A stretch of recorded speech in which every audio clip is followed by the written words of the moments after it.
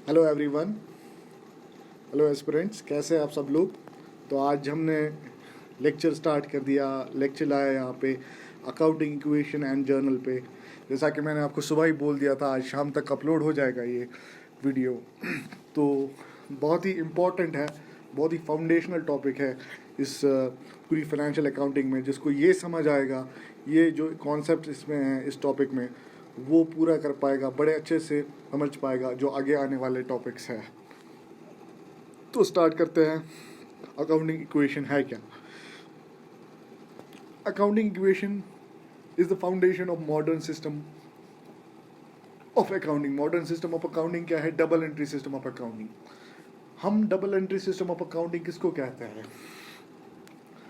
Double entry system of accounting is that system of accounting जिसमें at least हर एक जो भी ट्रांजैक्शन बिजनेस करता है उसमें एट लीस्ट दो अकाउंट्स पे, मिनिमम दो अकाउंट्स पे, दो से ज़्यादा भी हो सकता है, इफेक्ट पड़ता है। यानी कि in other words we can say for every amount of debit there is an equivalent amount of credit. हर एक ट्रांजैक्शन जो बिजनेस होता है उसमें दो अकाउंट, डेबिट साइड और दूसरा अकाउंट क्रेडिट साइड, हमेशा इन्फ्लुएंस अफेक्ट होता है।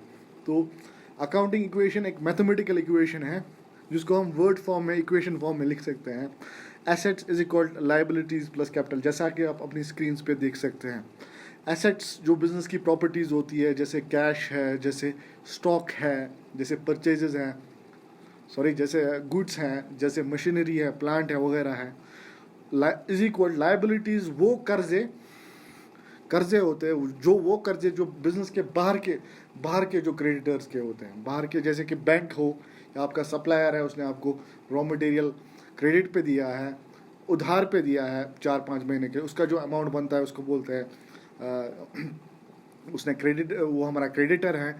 प्लस कैपिटल भी एक कर्जा ही होता है बिजनेस पे, लेकिन ये ओनर का, इसे बोलते हैं इनसाइडर्स लायबिलिटी। इसका दूसरा नाम है इक्विटी। ठीक है सर, इसका दूसरा नाम है इक्विटी। तो यहाँ पे एक इम्पॉर्टेंट कॉन्सेप्ट आता है अकाउंटिंग का, जिसको कि हम बोलते हैं separate entity concept. Separate entity concept says that the business and its owners are two different entities, they are not one and the same thing. So the capital, the money that is contributed by the owner towards the business is a liability for the business, is a liability of the business towards the owner. Owner ने जो पैसा डाला business में, जिसको हम capital बोलते हैं, वो बिजनेस पे उधार है, बिजनेस पे लायबिलिटी है। सिमिलरली अगर जो ओनर है बिजनेस से कुछ पैसा निकालेगा, कैपिटल, उसके कैपिटल से वो रिड्यूस किया जाएगा जो उसने कैपिटल कंट्रीब्यूट हुआ। यानी कि जो double entry system of accounting है, जो लुका पक्वायोली, जो उसका नाम था, एक बड़ा एक अकाउंटेंट था, जो एक सिस्टम, ये सिस्टम उसी ने इजाद किया, उसी ने इन्वेंट किया। तो इसकी तख्लीक उसी ने की, पता नहीं किस कंट्री का था, मुझे याद नहीं आ रहा है। लेकिन double entry system of accounting is considered to be the most scientific system of doing accounting globally. तो इसके कुछ प्रिंसिपल्स हैं, और ये एक प्रिंसिपल है, सेपरेट एंटिटी कॉन्सेप्ट एक प्रिंसिपल है उसमें से, कि ओनर अलग है, बिजनेस अलग है। ठीक है, तो इसी चीज़ को हम आगे ले जाते हुए मतलब डिस्कस करते हैं। What do the terms credit and debit mean? Credit और डेबिट का मतलब क्या है? बहुत ही इंपॉर्टेंट क्वेश्चन राइज होता है। तो यहाँ पर मैं आपको बता दूं, debit and credit do not mean addition and subtraction respectively. इनका मतलब एडिशन एंड सब्ट्रैक्शन नहीं है।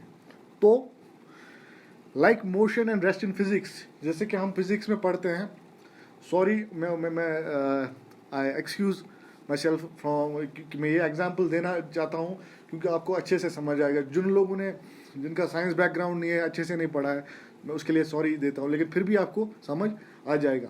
जैसे कि हम फिजिक्स में पढ़ते हैं, motion and rest are relative to the surroundings. For example, अगर हम बात करेंगे, मैं इस वक्त सोया हूँ अपने बेड पे यहाँ पे, तो with respect to my surroundings मैं कहूँगा कि आई एम एट रेस्ट। तो अगर स्पेस से कोई देख रहा है मुझे, कोई एस्ट्रोनॉट मुझे देख रहा है, क्योंकि अर्थ मूव कर रही है around, it is revolving around the sun, he will say that I am in motion. दो ऑब्जर्वर्स के लिए मैं, एक ऑब्जर्वर के लिए मैं रेस्ट पे हूँ, दूसरा ऑब्जर्वर के लिए मैं क्या हूँ, मोशन में हूँ। एक ही मैं यानी कि एक ही साथ में दो चीज़ में हूँ, दोनों स्टेट में हूँ। इसी तरह डेबिट और क्रेडिट के जो इनकी जो मीनिंग है, इनका जो मतलब है, इनका मतलब एडिशन या सब्ट्रैक्शन नहीं होता है। इनका मतलब क्या होता है, इनका मतलब रिलेटिव है to the type of account to which they are referring to. और there are 6 categories of accounts, और इन 6 कैटेगरीज ऑफ अकाउंट्स में डेबिट और क्रेडिट का अलग अलग मतलब है। तो वो कौन से 6 टाइप्स ऑफ अकाउंट्स हैं, वो है, ध्यान रखिएगा। तो मैंने यहाँ पे उसको लिखा हुआ है, अब देखिए ये टेबल देखिए यहाँ पे, dividends right left hand side में देखिए, पहले dividends, expenses, assets, dividend account, expense account, asset account. तो इनमें डेबिट का मतलब क्या होता है, क्रेडिट का मतलब नीचे दिया हुआ है। Debits increase them, credits decrease them. अगर हम डिविडेंड अकाउंट को या एक्सपेंस अकाउंट को या एसेट अकाउंट को डेबिट करते हैं तो वो इंक्रीज हो जाता है। अगर हम डिविडेंड अकाउंट को, एक्सपेंस अकाउंट को, एसेट अकाउंट को क्रेडिट करते हैं तो वो डिक्रीज होता है। Similarly on the right hand side of the T account, liabilities, equity, revenue, अगर हम इनको क्रेडिट करते हैं तो ये इंक्रीज हो जाते हैं, क्रेडिट्स इंक्रीज देम। अगर हम इनको इन अकाउंट्स को डेबिट करते हैं ट्रांजैक्शंस में तो ये डिक्रीज हो जाते हैं, यानी कि opposite, left hand side is opposite to right hand side. तो इसको हम ऐसे भी एक्रोनियम के थ्रू, एक नेमोनिक के थ्रू भी याद रख सकते हैं। DEA on left hand side, LER on right hand side, dealer, simple, dealer, DEALER, DEA on left hand side, LER on right hand side. So these, on the left hand side the simple rule is debits increase them, credits decrease them. On the right hand side the simple rule is credits increase them, debits decrease them. ये 2-4 बार आपको रट लेना है, अपनी copy पे लिखिए या PDF से पढ़ के रट लेना है, ये आपको याद हो जाएगा। और जिस कैंडिडेट को, जिस भी एस्पिरेंट को ये यहाँ पे याद हुआ, क्लियर हुआ, आज क्लियर हुआ, तो आप समझ लिया आप you have already mastered accounting. This is the fundamental formula for mastering accounting. ये जो मैं आपको अभी ये रूल बता रहा हूँ, प्रोपोजिशन बता रहा हूँ यहाँ पे। डीलर, तो डीलर एक एक्रोनियम है। D stands for dividends, E for expenses, A for assets, L for liabilities, E for equity and R for, तो इन अकाउंट्स में डेबिट्स का ये, डेबिट से ये इफेक्ट आता है। तो let's move on to the other part.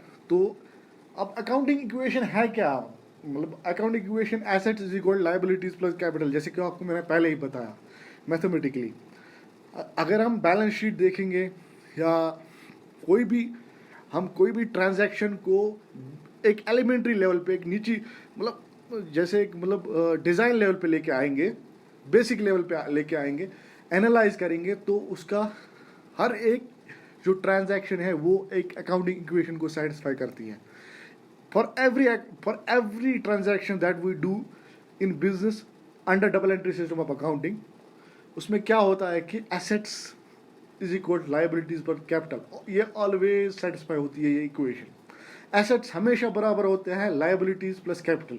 Liabilities बाहर के कर्जे और कैपिटल अंदर के कर्जे, ओनर्स के कर्जे। एसेट्स जो बिजनेस के एसेट्स होते हैं, जैसे कि मैंने आपको बताया। तो हर एक ट्रांजैक्शन में डबल एंट्री सिस्टम में debit is equal to credit, या हम कह सकते हैं assets is equal liabilities plus capital. इसी चीज़ को समझने के लिए मैंने कुछ यहाँ पे इलस्ट्रेशंस बनाई हैं ताकि आपको बहुत अच्छे से समझ आए। जब मैं आपको रिकमेंड करता हूँ, सजेस्ट करता हूँ कि after the lecture is over, आप इन जो ये 5-6 मैंने इलस्ट्रेशंस बताई हैं, न्यूमेरिकल बताया है, तो इनको आप you go through them 2-3 times, and once you understand them, I am guaranteeing you, आपने अकाउंटिंग हाफिज कर लिया, आपने अकाउंटिंग मास्टर कर लिया, you will ace in the subject. So let's move on to the first transaction. ठीक है, तो a business is proposed to be started by Mr. Arshad मेरा नाम है, सॉरी मैंने अपना ही नाम रखा, तो इसके लिए माजरत खाऊं मैं। A business is proposed to be started by Mr. Arshad. Mister Arshad propose कर रहे हैं, प्लान कर रहे हैं कि एक बिजनेस सेटअप करेंगे. Since the business has only been propose and not yet started, it has neither assets nor liabilities. चूंकि अभी हमने सिर्फ प्लान किया हुआ कि इरादा किया, इंटेंट किया हुआ कि बिजनेस स्टार्ट करेंगे हम, तो हमारे पास अभी हमने एक्चुअली फिजिकली बिजनेस स्टार्ट नहीं किया. In terms of accounting equation हम अगर इसको डिफाइन करें या एनालाइज करें, तो कैपिटल हमारे पास अभी कुछ नहीं आया, लायबिलिटीज कुछ नहीं आया, 0 + 0 = 0, एसेट भी कुछ नहीं आया. द इक्वेशन इज सेटिस्फाइड, यानी कि 0 = 0, left hand side is equal right hand side. तो अब आता है यहाँ से बिजनेस स्टार्ट होता है. Illustration number 2. Started business with a capital of, Arshad started business with a capital of 1 lakh in cash. तो इसने बिजनेस स्टार्ट किया, इसने कैपिटल कंट्रीब्यूट. कैपिटल क्या होता है? जो ओनर बिजनेस में मनी पुट करता है उसको कैपिटल बोलते हैं. तो 1 लाख रुपए उसने बिजनेस में इन्वेस्ट किया. तो इसको अगर हम अकाउंटिंग इक्वेशन के टर्म्स में एनालाइज करें तो क्या निकलता है?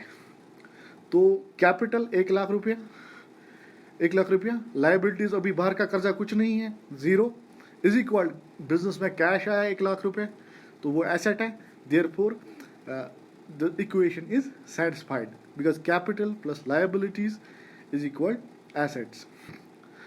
Arshad then purchased some furniture for 25,000 rupees. अब इसने क्या किया? इसने जो परचेज किया फर्नीचर फॉर 25,000 रुपीज़. तो इसका क्या इफेक्ट होगा? इसका इफेक्ट ये होगा कि इसके पास फर्नीचर आ गया. फर्नीचर एसेट है 25,000 का, यानी कि एसेट साइड में ऐड होगा, लेकिन एट द सेम टाइम इसका कैश 25,000 का कम हो गया. जो कैश 25,000 का कम, वो भी एसेट ही था.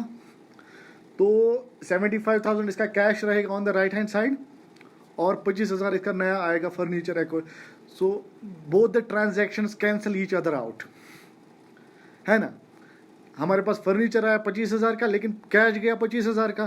सो द नेट इफेक्ट इज 0. तो कैपिटल और लायबिलिटीज पे कोई असर नहीं. The transaction does not have any effect on either capital और liabilities. Therefore assets is equal to liabilities plus capital, left hand side is equal to right hand side, the equation is balanced, the equation is satisfied. So let us move on to the next transaction. He then purchased, Arshid, हम serially Arshad के जो business के start करने के बाद जो उसके serially जो उसके ट्रांजैक्शंस है उनको हम एनालाइज कर रहे हैं in terms of accounting equation, ताकि हम ये जो है फंडामेंटल प्रिंसिपल ऑफ अकाउंटिंग हम इसको समझ पाएं. He then purchased some goods for cash for 25,000 from Mr. Roxy Brothers. तो रॉक्सी ब्रदर्स ने इसने कैश पे, अर्शिद ने कैश पे यानी कैश पेमेंट की 25,000 की, और एक गुड्स लाए, यानी कि गुड्स को हम स्टॉक भी बोलते हैं, जैसे कि मैंने आपको बोला है. तो इससे क्या इफेक्ट होगा अकाउंटिंग इक्वेशन के टर्म्स में? इसमें क्या फ़र्क पड़ेगा? कैश 25,000 का और रिड्यूस हो गया. अभी हमारे पास कितना कैश रह गया था? 75,000.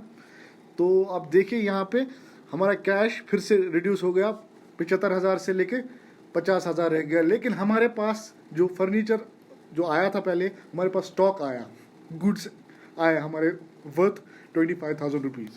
सो अगेन कैपिटल पे कोई असर नहीं आया. Assets is equal liabilities plus capital, the equation is satisfied. आप इसको 1-2 बार भी देख सकते हैं. जब मैं ये वीडियो फिनिश करूँगा तो आपको अच्छे से समझ, होप कि आपको अभी तक जो मैं पढ़ा रहा हूँ वो समझ आ रहा है. और आपको अगर समझ आ रहा है तो consider yourself lucky, consider yourself to be very lucky. He then purchased, Arshid then purchased some goods valued 10,000 from Mr. Shama Rao on credit. अब इसने और जो है स्टॉक खरीदा, गुड्स खरीदे वर्थ रुपीज़ 10,000, 10,000 के. तो इसके बिजनेस में एसेट्स आ गए 10,000 के, और 1 लाख तो था ही, और 10,000 के आ गए. लेकिन ऑन क्रेडिट इसने कैश पेमेंट नहीं की, इसने उधार पे लिया. तो इसके कर्जे हो गए. पहले तो इसके कैपिटल तो था ही 1 लाख जो इसने कंट्रीब्यूट किया, प्लस 10,000 इसका लायबिलिटी बन गया. इसका जो है क्रेडिटर जो वो उसने उधार लिया, तो उसके 10,000 बनते हैं उसके लेफ्ट हैंड साइड में. लायबिलिटी इज इक्वल 50,000 कैश था ही बिजनेस में, फर्नीचर भी लिया था, और स्टॉक 25,000 का ऑलरेडी था. तो अब जो ये इसने 10,000 का स्टॉक लिया है, ये एसेट है. तो ये हम ऐड करेंगे जो ऑलरेडी हमारे बिजनेस में 25,000 का स्टॉक था, बनेगा 35,000। तो total left hand side is equal right hand side, 1,10,000 is equal 1,10,000। The equation is balanced and satisfied. तो let's move on to the last transaction for today. तो इससे पहले मैं ये आपको बता दूं, आज जो मैं ये पूरा लेक्चर बताने वाला था, आज आपको रिलेट करने वाला था, लेकिन due to the positive of time इसको बहुत बड़ी मेहनत लगती है, खास करके जैसे अगर ऐसा एनालिटिकल टॉपिक होगा तो इसको टाइम लगता है बनाने में, कंपाइल करने में। तो कल मैं इसके एमसीक्यू सुबह आपको डालूंगा 12 बजे तक, और शाम को मैं कल आपको जर्नल पे लेक्चर डालूंगा यहाँ पे।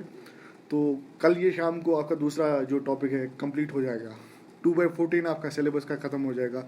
और अगर आपको ये समझ आ रहा है, consider yourself very very lucky. तो he then purchased, let's move on to the last transaction for the day. He then sold some goods for rupees 20,000 on cash basis to Mr. Sale. अब mister Arshid ने sale की यानी कि इसने sale, he sold goods after processing them. जो भी किया उसके साथ हमें कुछ नहीं, हमें सिर्फ अकाउंटिंग परस्पेक्टिव से इन चीज़ों को देखना है। तो सेल हो गई 20,000 की, यानी कि बिजनेस में कैश आया 20,000 रुपये, तो एसेट्स बन गया, वो एसेट साइड ऐड हो जाएगा। एट द सेम टाइम उसका जो 20,000 का उसका जो कॉस्ट था इसका गुड्स वर्थ जो 20,000 के थे 35,000 में से वो डिडक्ट हो जाएंगे। तो इसका नेट इफेक्ट क्या हो जाएगा? Reduction in asset and increase in asset, but the amount is equal. Since the amount is equal, the transaction cancels each other. Both the transactions cancel out each other. So the net effect is 0. Therefore, assets is equal to liabilities. हाँ देखिए यहाँ पे cash 1 lakh से कम हो गया, 70,000 cash plus 25,000 furniture और plus 15,000 stock. चूँकि stock गया, 20,000 का स्टॉक गया इस ट्रांजैक्शन को लेकर, लेकिन कैश तो आया ना, 50,000 ही था अब तक कैश, और अब कैश 70,000 हो गया, फ्रॉम 50,000 टू 70, और स्टॉक डिक्रीज हो गया from 35,000 to 15,000। Therefore left hand side is equal right hand side, assets is equal liabilities plus capital. The equation is fine and balanced and satisfied. Thank you. इससे पहले कि मैं इस video को wrap up करूं, मेरी एक रिक्वेस्ट है आपसे, एक सिंसियर रिक्वेस्ट है, हम्बल रिक्वेस्ट है कि प्लीज़ आप हमें सपोर्ट करिए। Please subscribe to our channel, press the bell icon, share with your friends, ताकि हम भी मोटिवेट होते रहें। हम भी इसमें एक टीम काम कर रहे हैं इस वक्त। तो आने वाले दिनों में हम सारे जो सेक्शंस हैं उस पर अलग अलग फैकल्टी मेंबर्स होंगे, अच्छे जो बड़े टॉप एग्ज़ाम्स, जो प्रीमियर एग्ज़ाम्स हैं थ्रू आउट इंडिया, उन्होंने वो अपीयर हुए और क्रैक किए हैं, तो वो हमारी फैकल्टी रहेगी। प्लीज़ आप हमें सपोर्ट करिए, उसके लिए हमें आपकी सपोर्ट की ज़रूरत है। आप सब्सक्राइब करिए, आप फ्रेंड्स में शेयर कर दीजिए, आप फेसबुक पे शेयर कर दीजिए, क्योंकि जब हम मोटिवेट होंगे तभी तो हम वीडियो बना पाएंगे। ये गिव एंड टेक प्रोसेस है, आपको मैं सीधे बता रहा हूँ। आप कहीं और से भी पढ़ सकते हैं, लेकिन मसला ये है कि जो हम डेडिकेशन दिखा रहे हैं इस चीज़ को लेके, हमारे माध्यम से जो यहाँ पे पढ़ेगा, जो नए होंगे फ्रेशर्स, वो तो 80+ लाएंगे ही लाएंगे। जो ऑलरेडी पंचायत में अच्छा स्कोर 70+ ला चुके हैं और यहाँ इस मीडियम से पढ़ेंगे, वो तो 90+ क्रॉस करें, उनको कोई रोक नहीं सकता 90+ क्रॉस करने से। तो हमारा यही मिशन है, प्लीज़। और इस मिशन को जारी रखने के लिए आप हमें सपोर्ट करिए, आप सब्सक्राइब करिए, आप फ्रेंड्स के साथ शेयर करिए, ताकि हम भी मोटिवेट होते रहे और हम भी आपके लिए सर्विस जो है फ्री ऑफ कॉस्ट रख पाए और आपको इसका एक्सेस दे पाए। Thank you.